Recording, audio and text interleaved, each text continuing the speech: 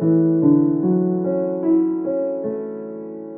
everybody, my name is Marlo and welcome back to another episode of TekTopia. I hope you guys are doing very well today. In the last episode we built this fantasy bakery that you can see, and we're just going to go ahead and try and land next to Starchy. That didn't go particularly well, but we'll climb on up the ladder. But yes, last episode we built the fantasy bakery that you just got a very quick glimpse of, and we actually did it all on camera for the most part, with the exception of the interior. And a lot of you said you actually quite like that style of episode, so we're not going to be doing it today. We're going to be changing things up a bit and going back to normal with a lot of time lapses and that sort of thing. But I think I will do that sort of episode in the future because it was fun to record, a bit of a change of pace, and yeah, like I said, you guys seem to enjoy it. But yeah, that's what we did last episode. We built the fantasy bakery, which turned out pretty well, I think, and the chefs are cooking up lots of good food and providing wonderful nourishment for our villagers. So today we are going to be doing some hefty work over in this area, where a lot of the villager houses are, as well as the tavern, the school and the grand library. But for the most part it's basically just villager houses, and I would honestly consider this part, as far as buildings are concerned, pretty much all done. If we just land on top of the tower here and just take a quick overview. So there's still some spot behind this massive 24-person house that we're going to fill up, as well as some little bits on the edge in here that I'm probably going to do stuff with. And the main thing we're going to do in today's episode is build something in replace of that pond to go in the very center. So once we've got whatever that is going to be all done, which I'm guessing is in the title and thumbnail, so probably not that big of a spoiler. But yeah, that right there, once it's all done, I'm thinking what we then do is just go ahead and kind of like finalize this area. So I'm talking pathways, custom trees, custom landscaping, lighting to a certain degree, and just getting ourselves sort of like a little snippet of the village fully complete, so we got an idea of what it's going to look like in the big picture when everything is done. So in replace of this pond, we are going to be building a fountain, and I think a fountain is the perfect centerpiece to go right in the middle of a village, or at least a part of the village. So as you can see, all of these buildings and houses kind of revolve around this pond here in the center. So I think it would be really cool to have a fountain that maybe has some sort of significance, possibly Fountain of Youth, right? This is meant to be an elven village. It would be cool if the elves had like a source of their youth, and that's what we're going to do with the fountain here, I'm thinking. But this is primarily going to be made out of quartz, and I have none of that at the moment, so we need to go on a quick nether trip. Hopefully that cleric is okay. I think they are. But yeah, we're gonna have to go on a quick nether trip, gather up a bunch of quartz, and also head to the desert and grab a bunch of sand, because we're also going to be using quite a lot of glass for this build.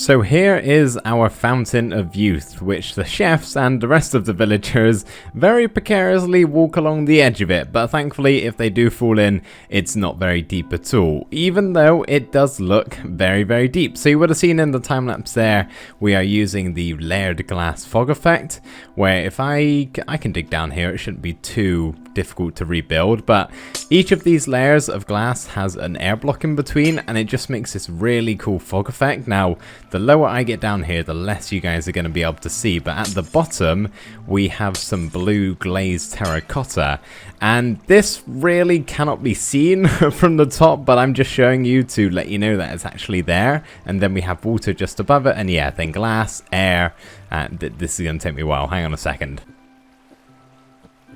And nearly back up to the surface, but yeah, it's just glass and air all the way back up, layered like that, and you can go really as deep as you want, and the further down you go, the more foggy it gets. So if I just show you like next to the wall here, you can kind of see, like, you can see the stone brick, and it slowly starts to fade out, and it kind of just makes it look super duper deep, right, without actually having to be deep. So if the villagers do happen to fall in here, well, they can get out, but they're not going to drown, at least, which is the main thing. That's why I did it, and I do quite like the layered glass effect. I think it looks very good.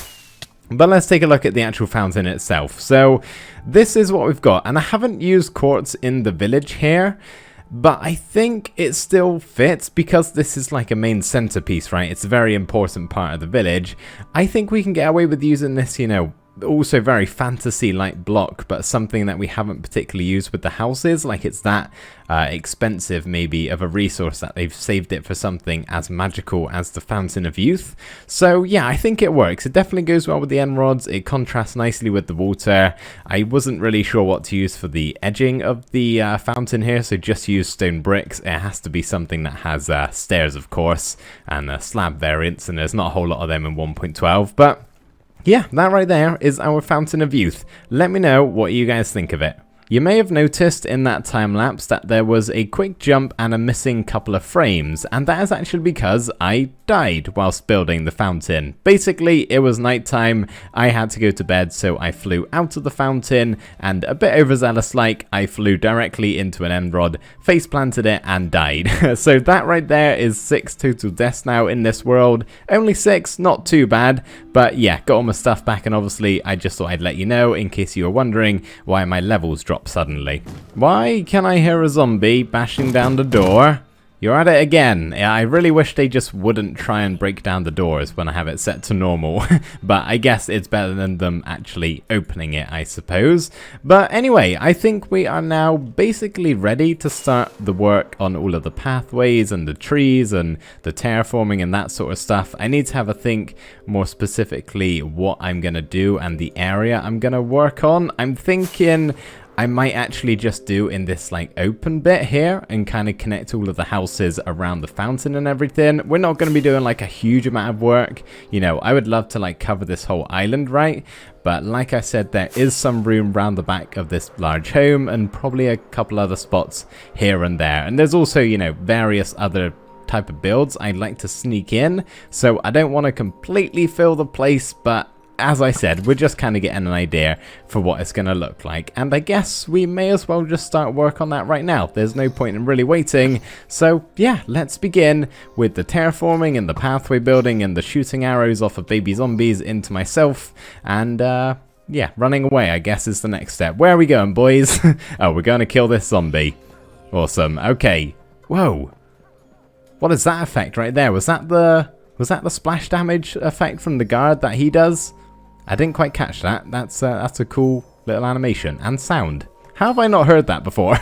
We are currently in replay mod for anyone who wants a second look at this, because I know I certainly do. So I've been doing some research, and we do in fact need to keep our eyes on the captain of the guard there, the one with the spiky helmet. And if you see here and listen, he hit the zombie there, and basically that right there is called the Aura of Courage. Pretty much he gives resistance 1 to all of the guards in that surrounding radius. There's a chance every time he attacks a zombie, and I had no idea that was a thing. So that right there is good to know, I guess. Did any of you guys know that? I truthfully had no idea.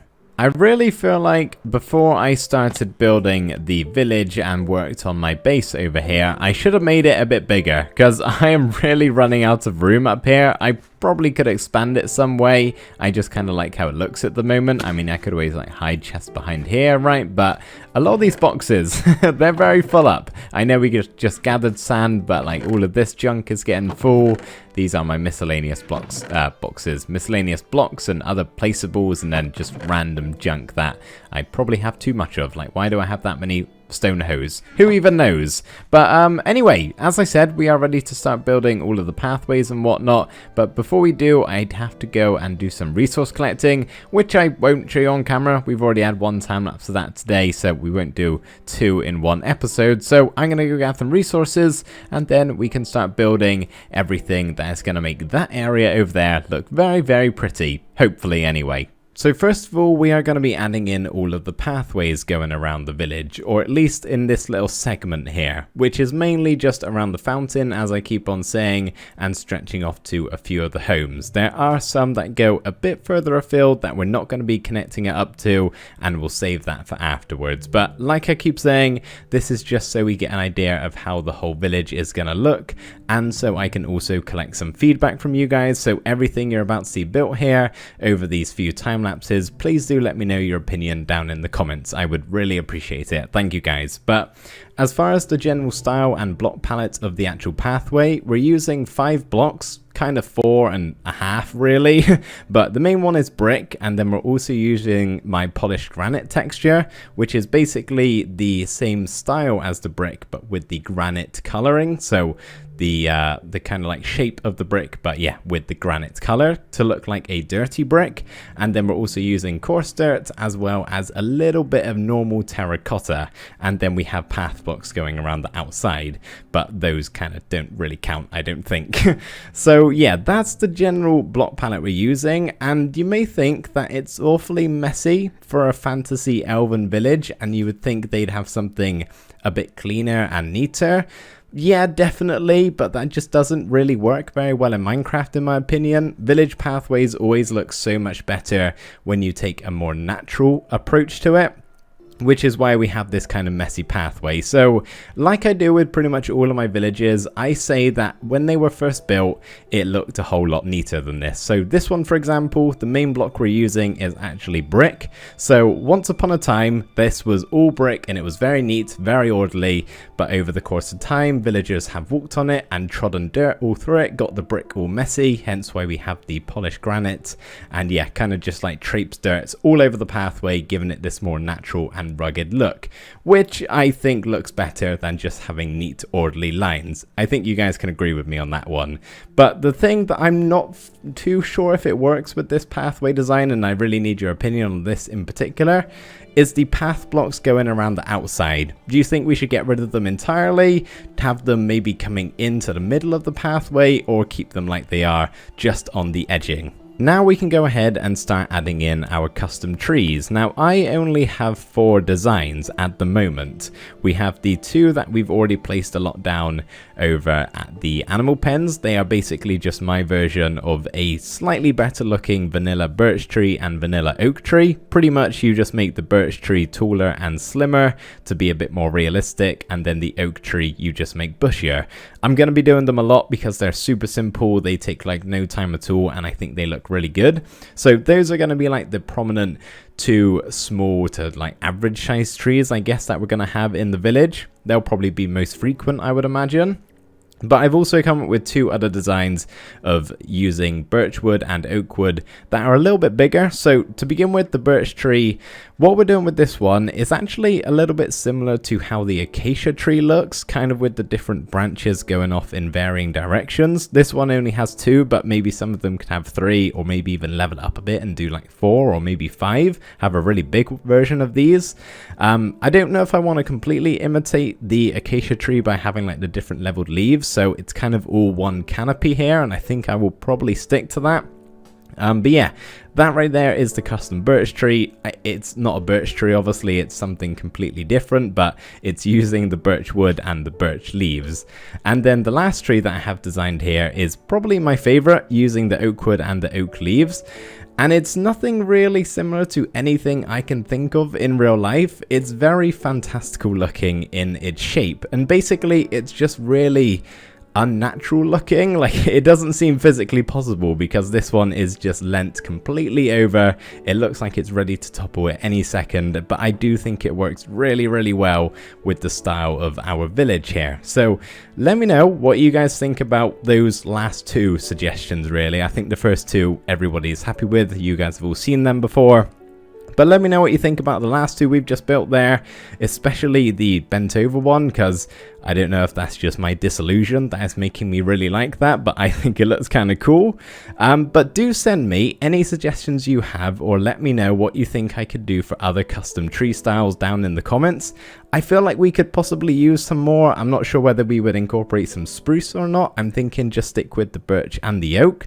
But any ideas you have, either describe them in the comments, send me a photo on Twitter, or maybe join my Discord server if you haven't already and share them over there, because I definitely feel like we could use a few more than just 4 types of custom trees. Just when you're sending and coming up with your ideas, try not to go too big, because you guys know my relationship with custom trees. I don't really like doing them, so try not to go too overboard with it. But yeah, just a good sized custom tree that looks cool and you guys think would work with the village style that we have. There really are only a couple more things left to do. One of them is bone meal and the other is lighting. There are other various elements of custom terraforming and landscaping that I would like to do elsewhere in the village, such as custom waterfalls. I want to make some big, beautiful, majestic waterfalls in the mountains cascading down the cliffs, but there's no area to put a waterfall here in the section that we're working in, obviously. And then I'd also like to make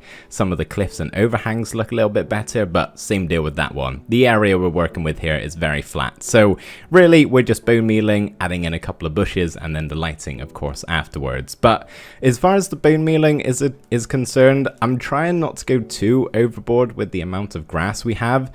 Usually I'll just spam the bone meal and leave it at that. I'm trying to refine the amount of actual tall grass blocks that we have, because it can look a little bit too much sometimes, so I'm trying to get rid of some of that as I spawn it in with the bone meal. And then I'm also placing down some flowers just here, there and everywhere. I do need to go get some more at some point. I'm running very low. But then as far as lighting is concerned, if you can remember over at the animal pens, we actually talked a little bit about what I was going to do with lighting, and one of the ideas I had was the mini mushroom blocks. Basically having one of the red mushroom blocks on top of an end rod, so it looks like a miniature mushroom and also provides lighting. So that's what we're going to be doing to kind of fill in the open spaces. And then just for now, the only other lighting solution I've come up with is just some lampposts going around the pathing blocks. But I do kind of need some more. It doesn't necessarily have to be hidden lighting, but I would like some ideas from you guys of just ways we could light up this land, because obviously that is pretty important in TekTopia, and the end rods do a good job, but I don't want to spam the mini mushrooms just everywhere.